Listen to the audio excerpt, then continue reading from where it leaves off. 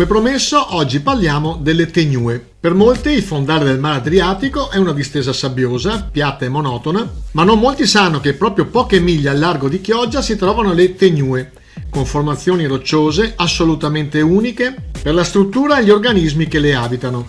Queste scogliere sommerse erano già note nel 1700, al tempo dell'abate Giuseppe Olivi, il naturalista chioggiotto che per prima la descrisse.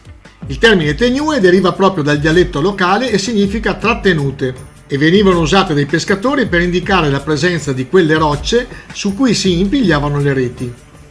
Le tegnue di Chioggia vengono spesso chiamate le barriere coralline adriatiche e come le barriere coralline, le tegnue sono un ambiente ricco di vita e biodiversità, caratterizzata da organismi animali e vegetali sessili e quindi non in grado di spostarsi e incrostanti, appariscenti per forme e colori come spugne, anemoni, ascidie coloniali e numerose specie di pesci.